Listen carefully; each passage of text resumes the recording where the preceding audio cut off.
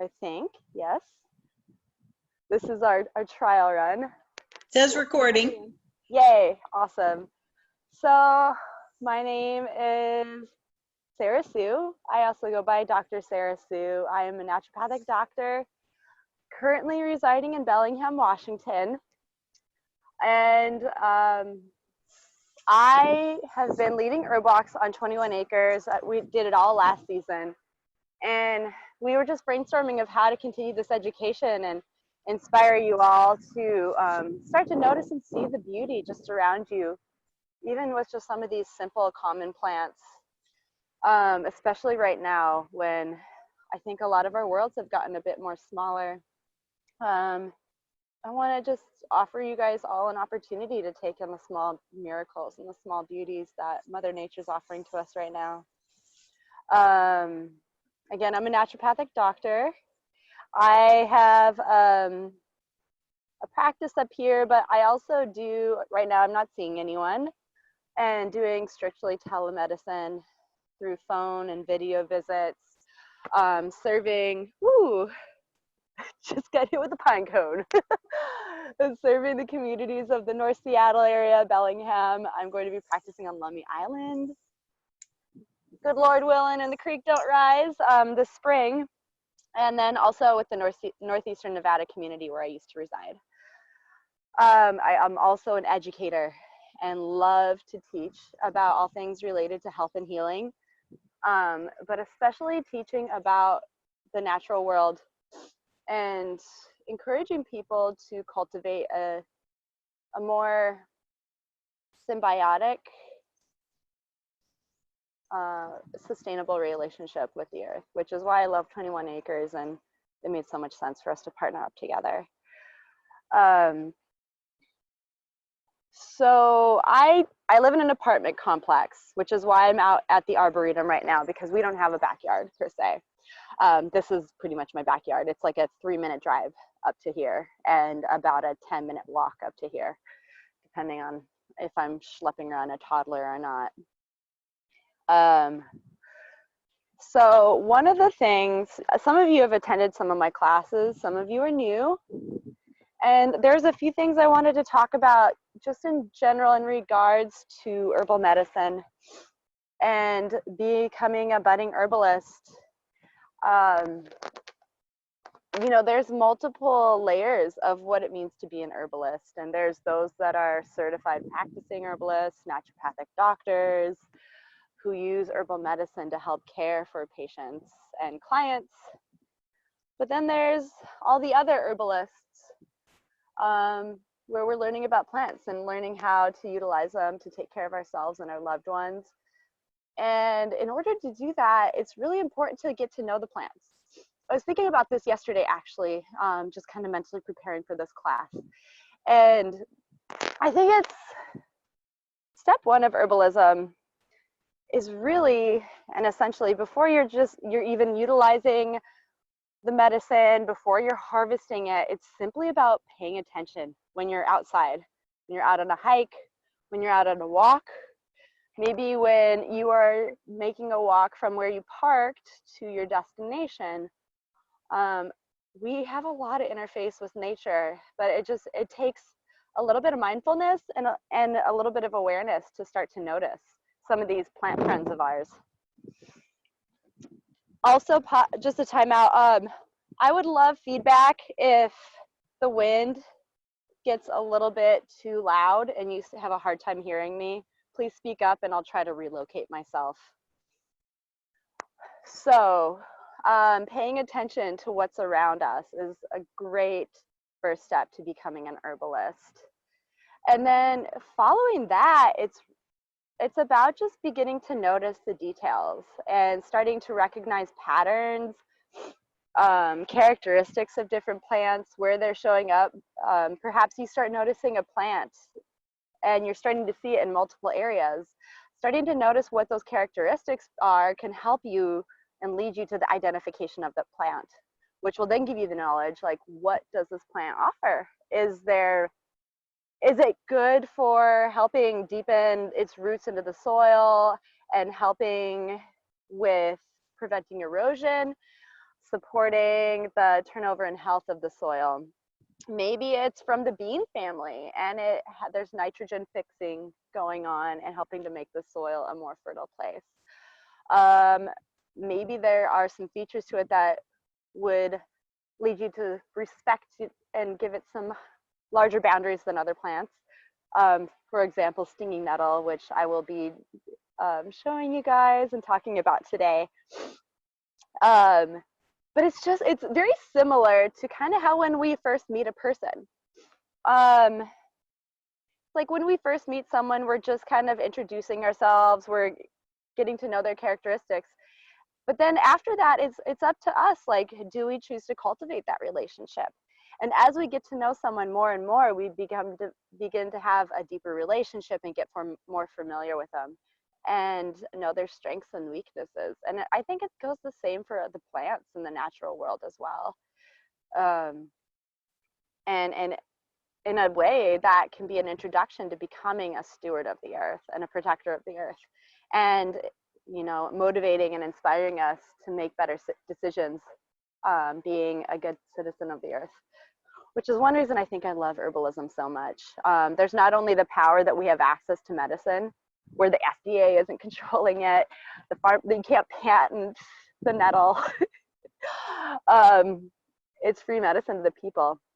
And the important thing is starting to learn about it and learn what's in our medicine cabinet.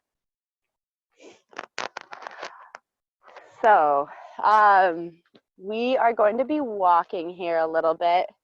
This is my first time doing a class on Zoom through my phone, so I'm going to try to keep the camera as steady as possible to prevent any video vertigo. I'm just climbing here to get to the nettle spot. My son Leonidas and I actually came out here a week and a half ago to harvest nettles. It's nice because it's a little bit off the trail. That's one important thing to think about if you have learned to plant, it's medicine, it's risks if you take too much of the medicine or if you touch it, in the case of nettles. Then you want to start thinking about, like, what does it look like to harvest some of this medicine? For me, walking on a main trail in an arboretum, I'm not going to really want to utilize any of the plants that are right off the trail for multiple reasons. First of all, there's a lot of foot traffic that might be trampling on and stepping on those plants. And we track a lot of stuff on our shoes, including a lot of these bodily fluids that can be vectors for the COVID-19. That was one, I'm going to be throwing in some gems of just how to protect ourselves right now during the COVID-19 epidemic. And one simple action is when you're going out and coming in, not only should you wash your hands right away, take your shoes off. When someone's coughing or sneezing, sure, it's airborne for a certain amount of time, or those little fluid particles are floating in the air, but then there's still gravity. They're gonna fall to the ground, and then our shoes walk on them. So I think it's a very important, powerful step to remove shoes when we're entering into our household. They track in not only things like that, but a lot of toxins, runoff from emissions from automobiles and vehicles, all sorts of stuff that we can traffic in through our shoes, and just simply taking our shoes off is a great protective thing to do, preventative thing to do. But back to the trail, you don't want to get anything off the trail for that. Plus there's animals that are marking their territory with their urine or having a bowel movement on the side of the trail. So we want to prevent things like that from the plants being contaminated. But also there's an intrinsic value to those plants along the trail. If there's like a beautiful flower that's growing alongside the trail, for me personally, I would want to, honor it and hang out with it a bit, but then like leaving it for everyone else to enjoy. We share this space, and we're here to be caregivers for it. The reason I really liked this location for the stinging nettles, and actually here are a few right here. little nettles is that there's a lot of them. You know, if there's only like a handful of plants in one area when I'm looking to harvest or wildcraft, I probably won't harvest there. I want to find a place where they're fairly abundant so that I'm not stressing the population in that little niche or that region, whether it's on a farm, like 21 acres, or whether we're in the woods or even in our backyard. There's a great book called Braiding Sweetgrass by Robin Wall Kimmerer. And there's this really wonderful chap. The whole book is amazing. And she's so beautiful and poetic. She's an ethnobotanist and has been teaching and educated not only about plant ethnobotany, which is botany related to cultural beliefs, but as an indigenous woman herself, she's got some beautiful lessons in there. And she talks about the honorable harvest. And one of the rules of the honorable harvest when it comes to indigenous beliefs is like, don't harvest the first plant you come across. And that's usually a good one too if you're going to make like any sort of respectful offerings, which a lot of herbalists will do. Sometimes there's an offering of tobacco, sometimes there's an offering of sweetgrass, sage, anything of value to you. I like offering chocolate because that's of great value to me. And that was actually taught to me by one of my herbal naturopathic doctor teacher mentors, of utilizing chocolate. It's just a way to like, it's an action and a token of respect for the plant. So I want to find out a better cluster. So stinging nettle, as the name implies, can sting you when you come into contact with it physically. There are these tiny, tiny little, what's the word? Not thorns.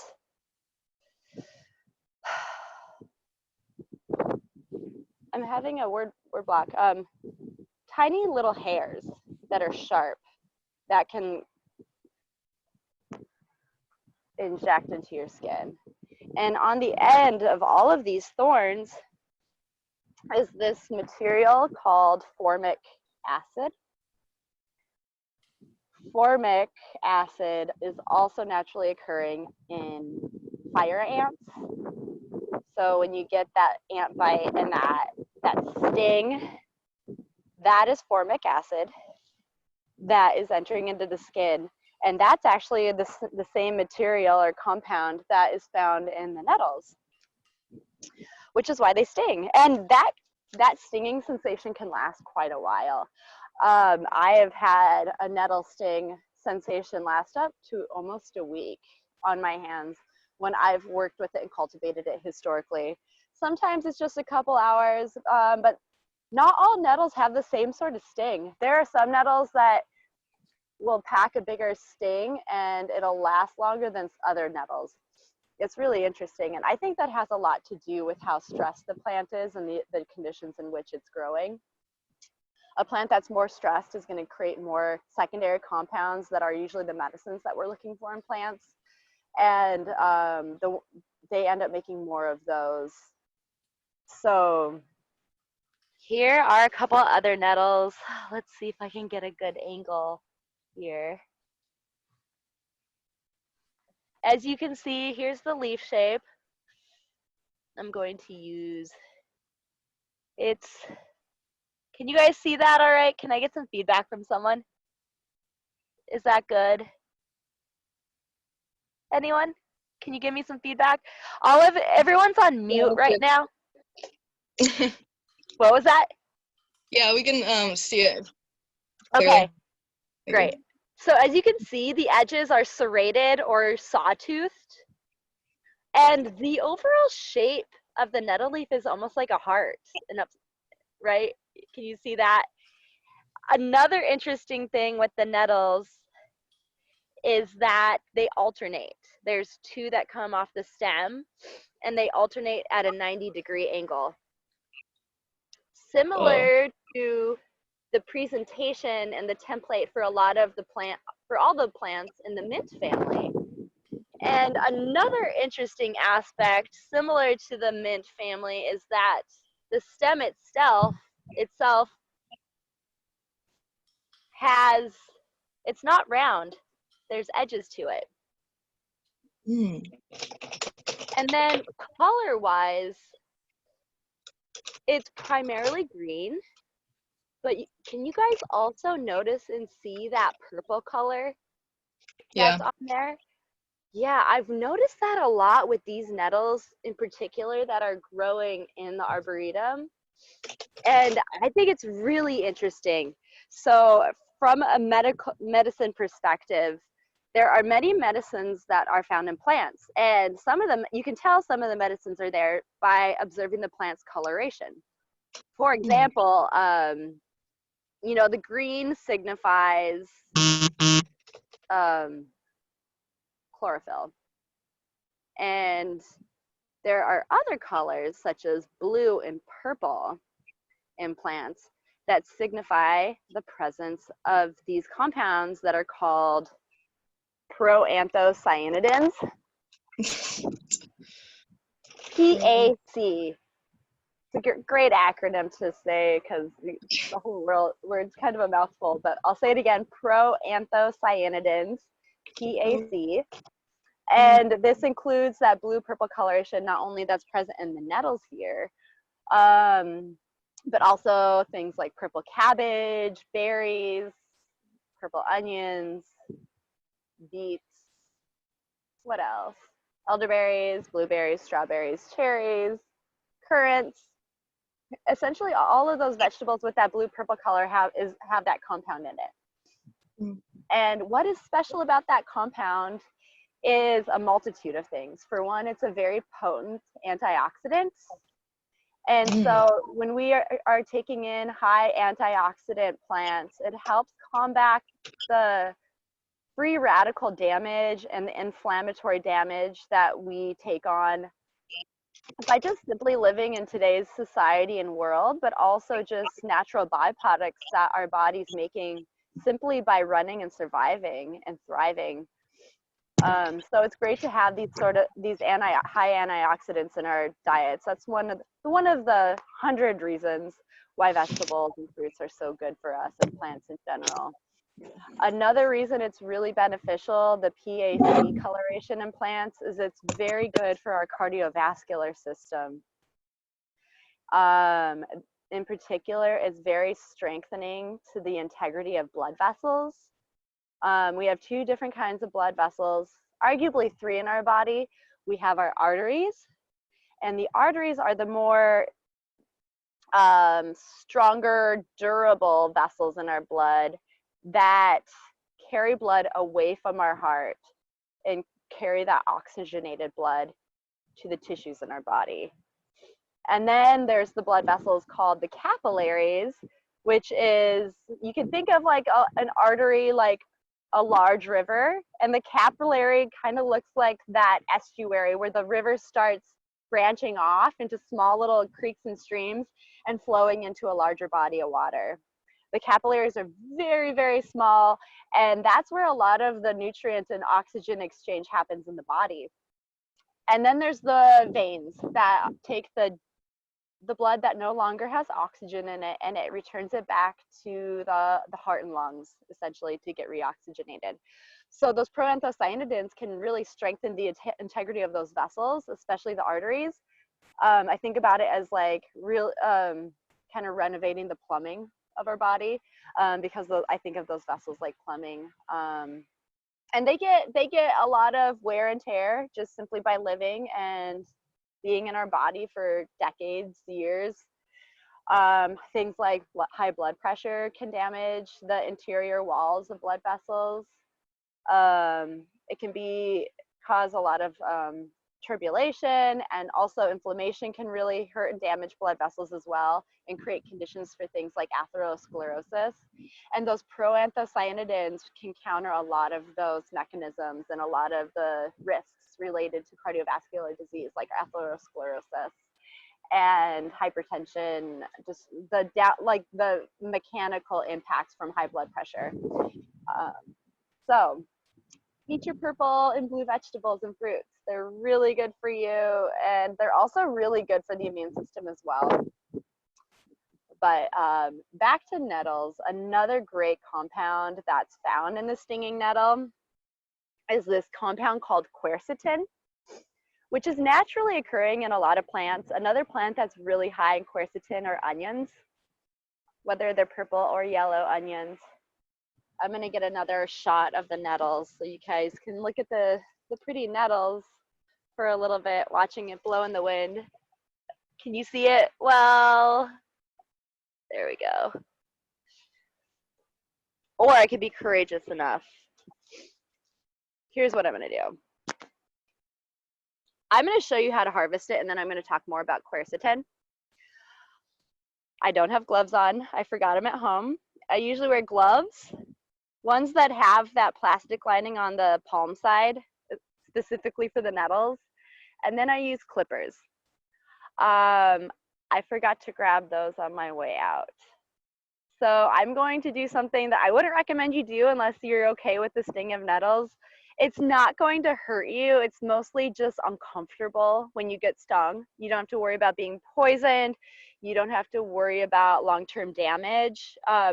Some people will use that stinging sensation from nettles and actually use it as a way to draw red blood cells and white blood cells.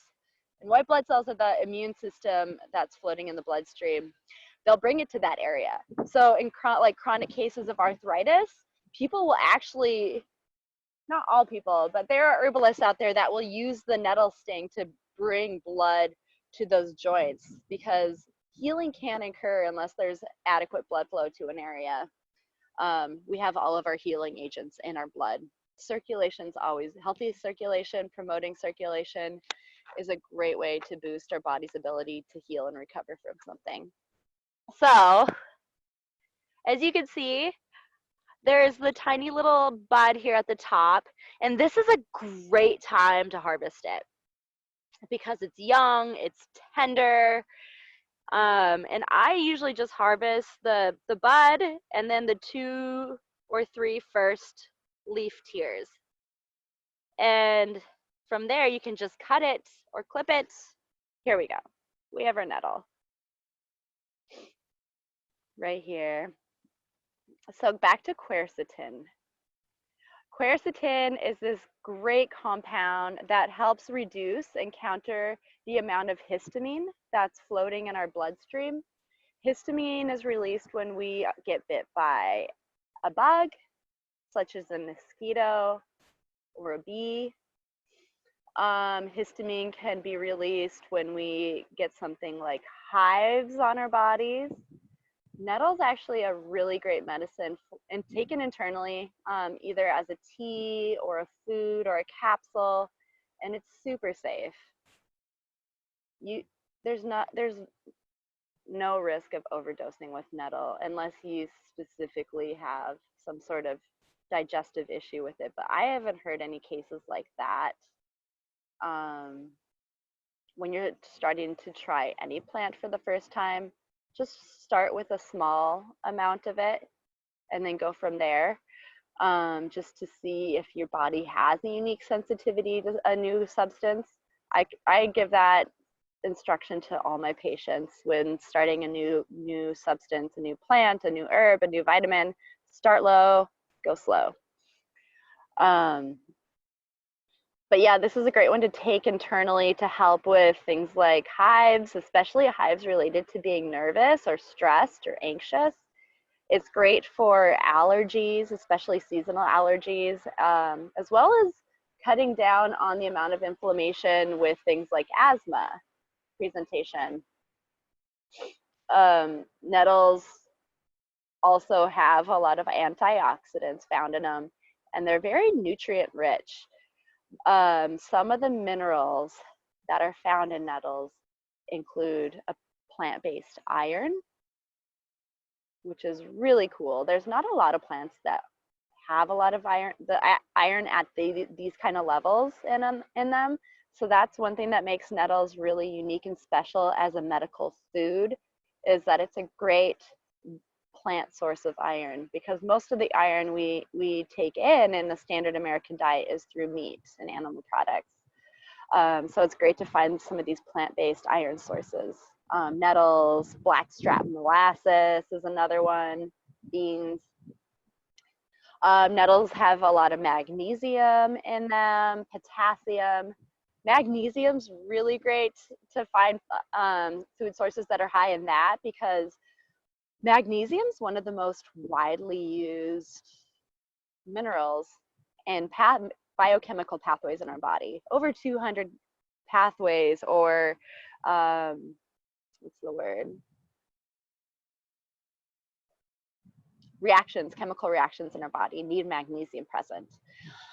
Magnesium also helps to relax muscle spasm, especially with smooth muscle, as well as musculoskeletal muscles, so like your bicep or your glutes. It can help spasming of those kind of muscles, but also spasming of soft, smooth muscle, like the uterus or the digestive tract. Those are lined with smooth muscle. One other mineral that's found in nettles is silica, which is great at trace amounts. It's a trace mineral. The older and the more mature the nettles get, the higher the silica content gets, which is one reason it's so important to harvest nettles at this time of year when they're new and they're young, because when we harvest the older ones, and we take too much, this is actually one of the only risks I can think of with nettles taken internally, is if you're taking mature nettle plants in, a lot of that too much silica can be really hard on the kidneys. The kidneys have to filter that kind of stuff out. They in general filter things out of the blood that we don't need. They just hold on to enough of what is needed and then excrete the rest through the urine. And we don't, the kidneys are pretty sensitive, so we want to treat them with as much respect and awareness as possible. So sticking to the young nettles, that's one reason I wanted to talk about them today versus like next month or the month after, is like this is the prime time for harvesting them. In regards to, well, let me think here for a minute. We talked about the quercetin. They're very nutrient rich. Another thing I learned about nettles that wasn't commonly talked about in a lot of my herbalism books that I found to be very true is that it's a really great herb to help with the production of breast milk for a breastfeeding mother. Not only is it safe in breastfeeding, but I found it significantly had an impact in a positive way for milk production. And then you get all these like beautiful nutrients to fortify the milk for the little babes. As far as forms of how to take it and utilize this medicine, you can cook it. It actually has a spinach-like flavor. And as soon as it's exposed to heat, those little sharp hairs that can sting us and have that formic acid on them essentially just disintegrate. It loses that sting almost immediately. They're great sauteed with any other vegetables. They're really great with eggs. And I know a couple nettle pesto recipes where you can combine a combination of the nettle leaf with the basil leaf to make a really lovely pesto. Other ways you can take it is just making a tea, an herbal infusion tea. You can do a hot infusion with it, where you're adding hot water and then letting it sit for 15 to 20 minutes, removed from heat at that point. Or you can do a cold infusion with this. And nettles are great for cold infusions because the water will, with cold infusions, you want to let these leaves and the herbs, you can use the whole plant, the stem as well, and let it sit in cold water for 8 to 12 hours. And at that point you can, and that's at room temperature, and then you can put it in the fridge so you can prevent it from fermenting or anything like that. That'll extract the minerals really well, but keep things out like tannins. A tannin, one example of a high tannin containing substance is wine, especially red wine. It has that, gives it that sticky sort of mouthfeel. Too many tannins in the diet can interrupt and interfere with absorption of nutrients and minerals, including iron in the stomach and the small intestines. So cold infusions are great to get the high minerals out and have it be a little bit more gentle on our digestive tracts. Another great way to extract those minerals and the other medicines like the quercetin out is doing a vinegar extract, where you harvest a bunch of nettles and then chop them up. You can dry them first. Drying nettles will also get rid of those stingers. And then doing a tincture, essentially, where you fill a jar with the plant material and then a liquid. And in this case, it's apple cider vinegar or another kind of vinegar if you desire. I really like apple cider vinegar. I really love the taste of it. I'm sure a balsamic vinegar extraction of nettles would be delicious. But vinegar is really great at getting the minerals out. It's much more effective at getting minerals and vitamins out than alcohol or honey or glycerin would be, which are other liquid substances that are utilized to make herbal tinctures and herbal liquid extracts.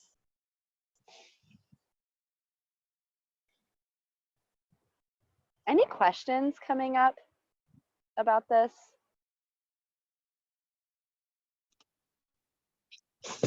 Yeah, so what's kind of like the best way to store nettle? I picked some nettle a couple days ago, and I kind of just like put it in like a Ziploc bag and in the freezer, and maybe I'll like make some tea with it or something. I'm not really sure what to do with it though. Yeah, that's a really great question. Actually, I really like storing it that way, freezing it fresh from a harvest and just putting it in the freezer. One cool thing about doing it that way is that when things are frozen, everything, all the little cell walls burst open, releasing all the nutritive contents of the cells within. So it can actually help make it more bioavailable. I actually do it that way, and then I'll just take the nettle out and use it as like it's, for example, you have like, just pretend like it's a bag of frozen spinach in your freezer, so you can use it in that fashion and just cook with it. Or taking it out and adding it to fortify your smoothies. If you make those, that I like adding nettles to smoothies. Otherwise, another way to process it if you do a harvest is simply to dry it. Once you dry it, the leaves will crumble up, break up pretty easily, and that sting is gone once it is dry, most of the time. If it's a really powerful nettle with lots of, like a really powerful punch of that formic acid, there might be a little sting left. I speak from experience for that one. You could prepare it. I remember a couple of years ago, I actually harvested nettle and I just made a huge batch of pesto right away and then froze jars of that, as like a meal serving per jar. That could be a way to preserve it as well, but I would say freezing or drying it is really the best way to preserve it in the long run. Although I will say another way that I preserved it recently is I incorporated nettle leaves into one of my homemade sauerkrauts that I made. I just mixed it up with the cabbage and onions and garlic and all the other spices, and then I just added nettles to it, and it turned out great. My son loves eating the nettles out of it. I think it's really exciting and novel for him because he has learned about nettles and the sting, and he's quite intrigued that he can all of a sudden eat it. The seeds to the nettles, I really want to put a plug in about those. So that's another sign you can tell that the nettle has reached a maturity where you don't necessarily want to harvest the leaves anymore, is when it starts putting out seeds. And the seeds usually present in clusters on the nettles, like on the upper parts. They'll grow off the stem and kind of fall down. They're pretty abundant per cluster. And those seeds are beautiful medicine in themselves, and actually quite different. I mean, I think they have a lot of the same nutrients and minerals that are found in the leaves, but in general, seeds are also nutritive just by the fact that they are they have all of this powerful plant potential within each seed. And there's a lot of seeds that are harvested and have these healthy fatty acids found in them. For example, hemp seeds, sesame seeds, flax seeds, they have these really great fatty acids. And so those are found in the nettle seeds, but they're also a great adrenal support or an adaptogen.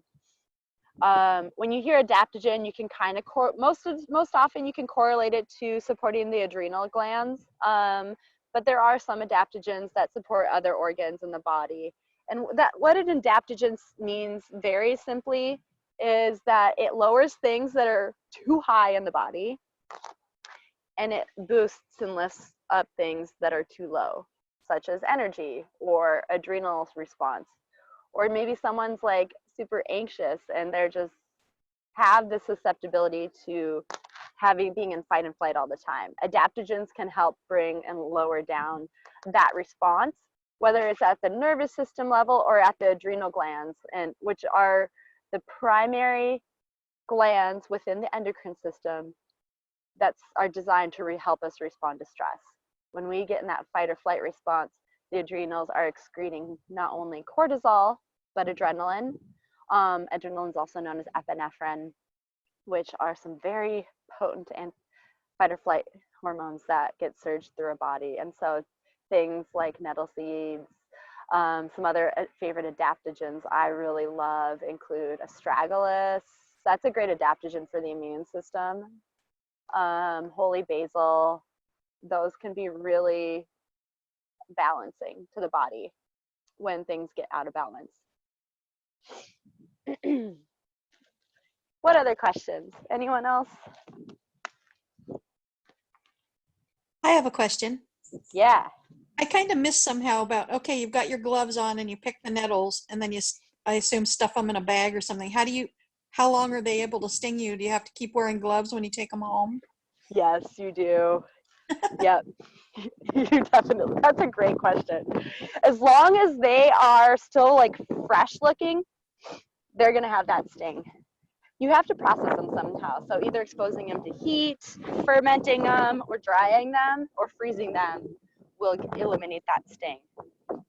So after you cook it, like cooking is a way to, if you throw it in a pan, that'll get rid of the sting. Okay. Yep, absolutely. Thank you. Mm-hmm. I Are found there another. are there any lookalikes? No, that is a good question. At least not in this region. And if you're not sure, just touch it. One fun fact about the nettles actually is that, let me see here.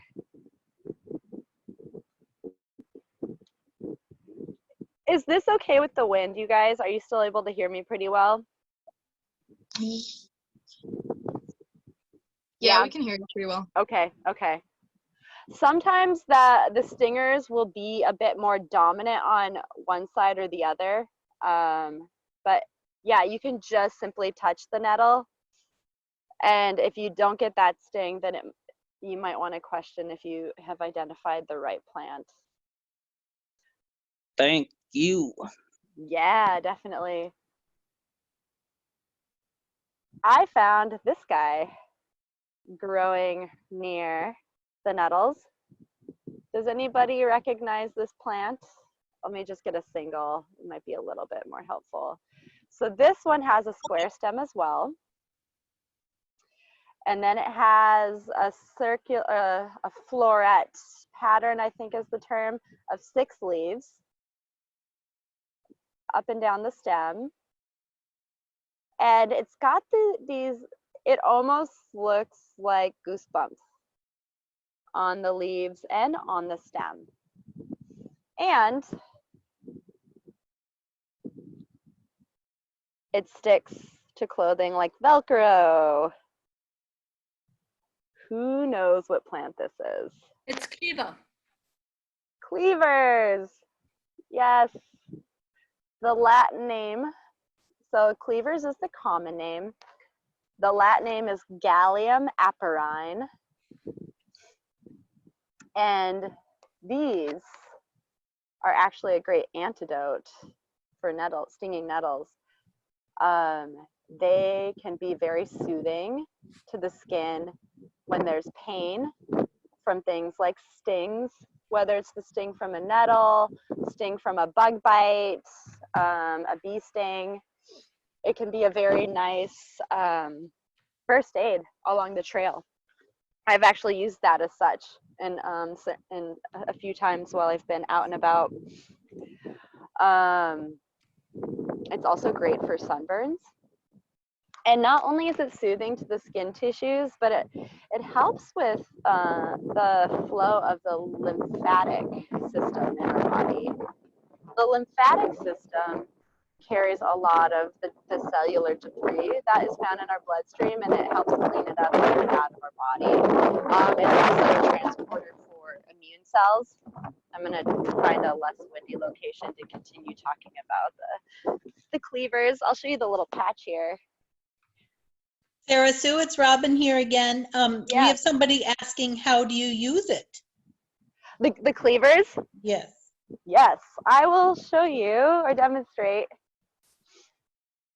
how to make a first aid on trail poultice. Say you got stung pretty severely by some nettles, or you got stung by a bee, or maybe even cut yourself and it's not healing. Let me get these headphones back in. Maybe you got a cut like a day or two ago and it's not healing and it's starting to get a little infected. So you want to get some plant medicine on there. So the cleavers is interesting. There definitely is like a Velcro-y type texture. This is also what I would consider a medical food. It's very safe. There's little to no contraindications or side effects. Also very mineral rich, vitamin rich. That's the one thing I love about a lot of the first plants that arrive in the spring is that they are packed and loaded with nutrition, which makes sense. We as a collective species have been hibernating and in the winter all for like months at that point. There hasn't been anything edible coming out of the ground in months since the harvest in the autumn time. And so now finally the growth is happening again, and Mother Nature is offering these really nutrient dense plants to kind of restock our supplies within our bodies. So we put it in our mouth and chew it up a little bit.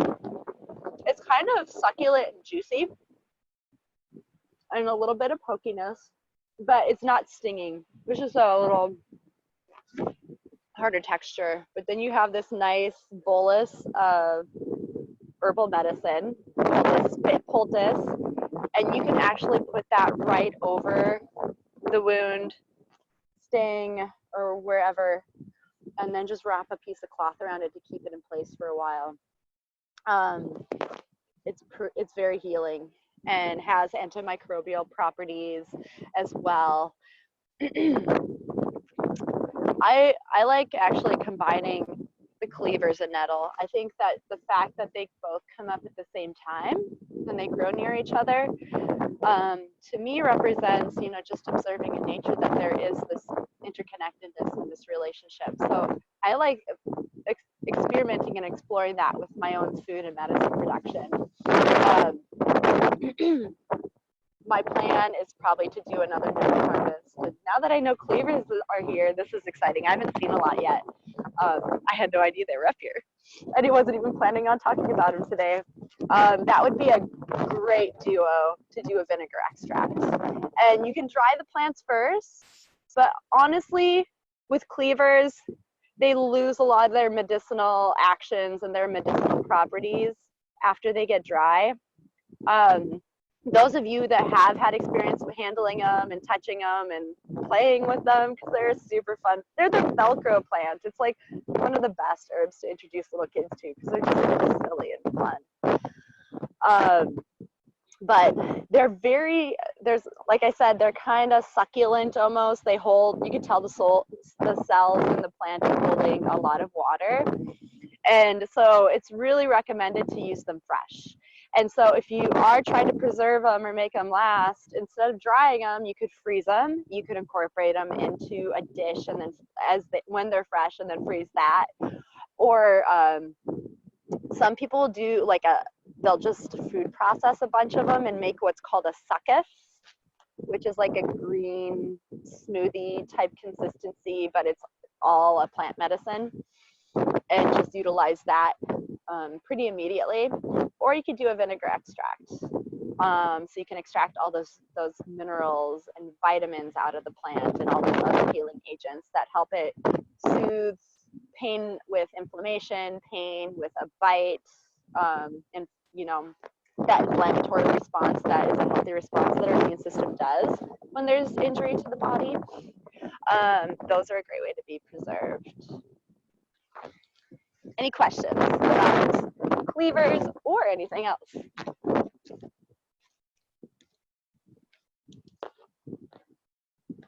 And while I'm waiting, and I'm going to be walking and looking for this last plant, if it's up here, that I would love to talk about today.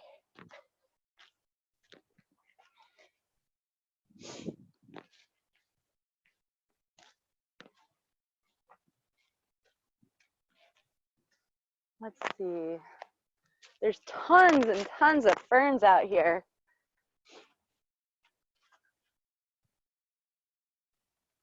Let's see.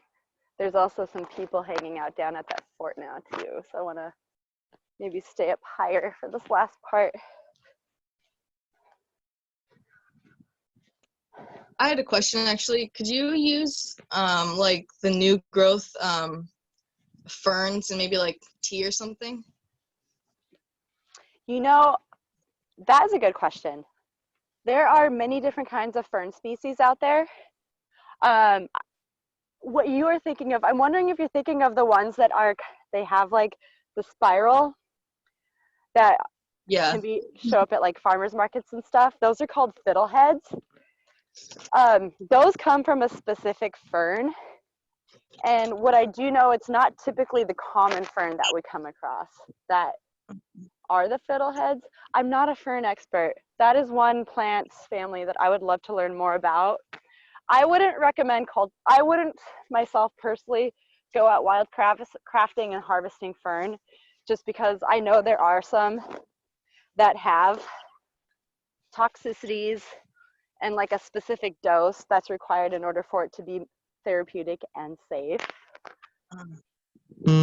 Okay. That's actually like a great rule of thumb in general with herbal medicine, is like, if there's any doubt, harvest a specimen and then take it home with you and work on trying to identify it and confirm if it is the plant you think it is. And maybe it's not, and that's okay, because you still learn from it as well. That's also a great rule of thumb too, not only when it comes to plants, but also mushroom foraging, is a lot of times when I go out mushroom hunting, I'm not necessarily finding mushrooms to harvest and eat, but I will find these like new novel mushrooms that I've never came across, and I'll take a specimen home and try to identify it. Geez, guys, I am just like, I am trying to look for Oregon grape, and which is a very abundant plant in the Pacific Northwest, and there is like none here. I need to go back down. Does anybody know what I'm talking about when I say Oregon grape? Yeah, I've harvested some a couple like jars of them and kind of like squished them together and extracted the seeds and the juice and like mixed the juice in like smoothies and stuff like that. Dang, you've got advanced taste buds for doing that, because that stuff's pretty tart and bitter, but yeah, in a good way. I love that taste. Cool. And you got the berries. Did you do the leaves or the root at all? No, I didn't really know what to do with them. I just knew the grapes were edible. Yeah. Okay. Yeah, so Oregon grape, once I find some, I will show you guys. I know I'm getting close here. The Latin name for it is Mahonia aquifolium, and it's native to the Pacific Northwest. In herbal medicine, typically what part of the plant is being talked about as far as like the medicinal actions and the constituents that are in it and the products that you find on the shelves comes from the root of the Oregon grape or the Mahonia plant. The berries actually aren't talked about and used as much, and I don't know if there's any products out there that utilize the Oregon grape berries, but I found some. Yeah, here it is, little Oregon grape. They kind of have similar enough characteristics. I know when I first moved up here from the Midwest, Oregon grape reminded me of like the holly leaves. They have a very hardy texture, like almost leathery and smooth, very sharp serrated edges to them. You can see that.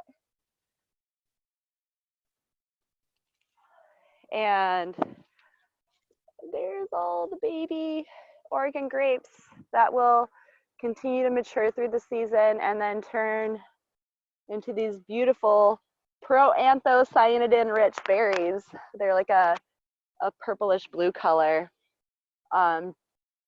exquisitely tart, but if you like that taste, it's quite nice. The root of the Oregon grape, here's another one behind me, has a yellow color to it.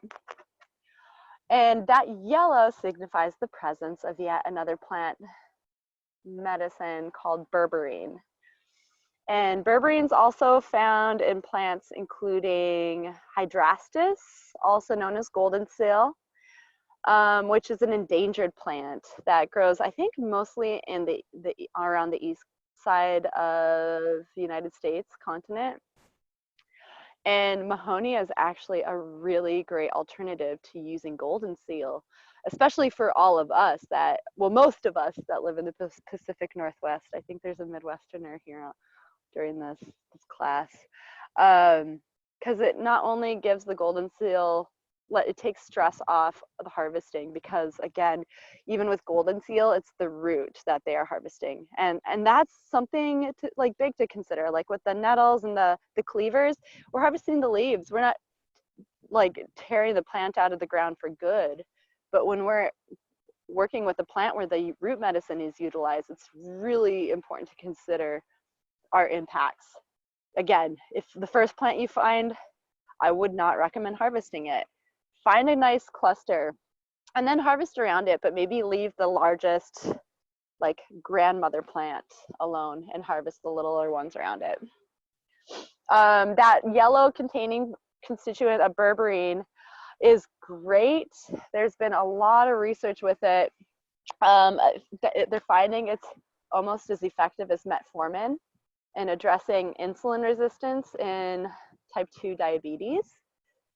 They've done research on different parties. So one just getting metformin, one just taking berberine, and then one group taking both. And the groups taking both, like the metformin and berberine, and then the group that's just taking the berberine,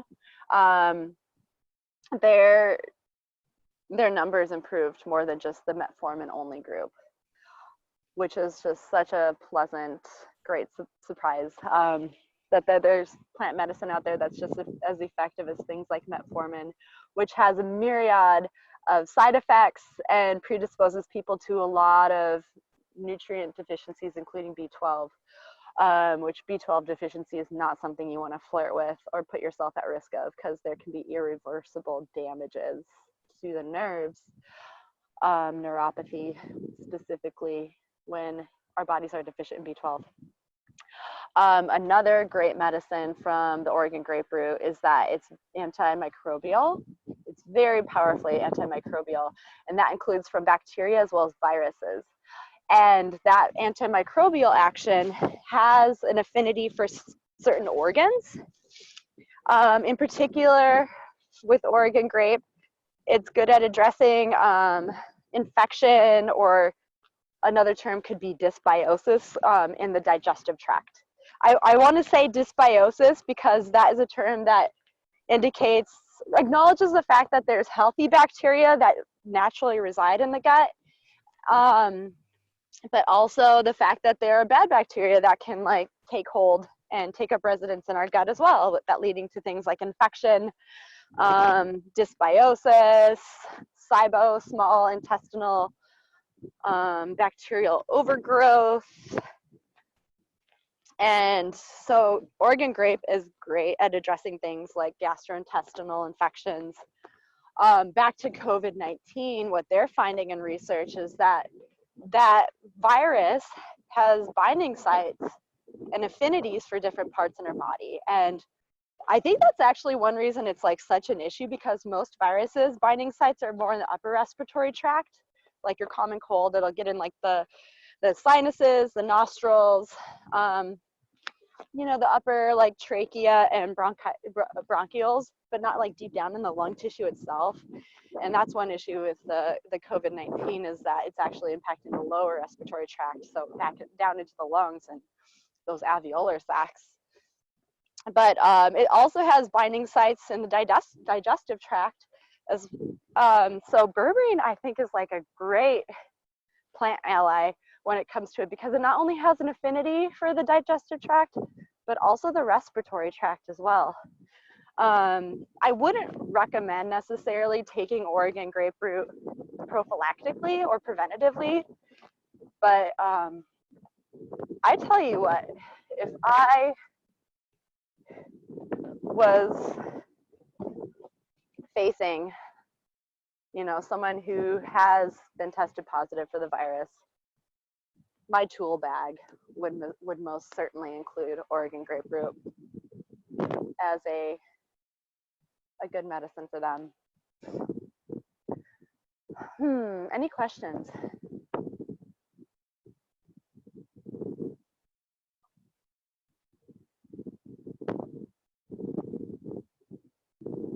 Okay. Well, we are at 1:02. We've been together for an hour. I really appreciate all of you guys showing up. You know, it's unfortunate we can't do this in person, but it's so fortunate that we have technology like this, and that we can still go for a walk in the woods together. I hope that it can inspire you to get outside yourselves. I think that is like a really, really important thing, not only for our immune system and our, you know, just like the health of our physical body, but it's so good for our mental health as well. And you know, there's a lot of medicine around, and you don't necessarily need to get out to a place where I'm at in the Arboretum. A lot of these medicines are popping up all over the place. So I challenge you and invite you to just start to notice and pay attention to what plants are popping up right now and presenting themselves. I think Mother Nature provides the medicines that are needed and required.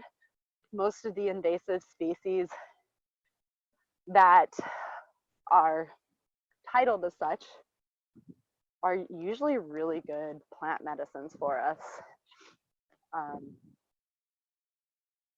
And I'm sure I'll be talking about some of those in our next class, which will be the first Saturday of May. We will be doing another virtual herb walk education, noon to 1. So please consider joining us again. And again, I'm Dr. Sarah Sue.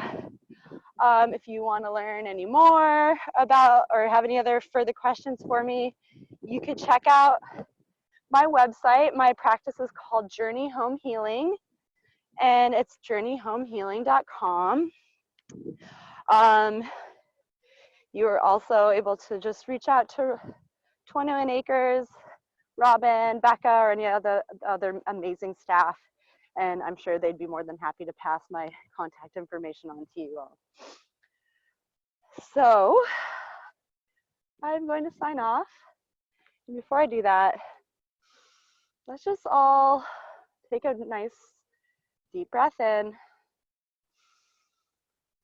and a slower exhale out.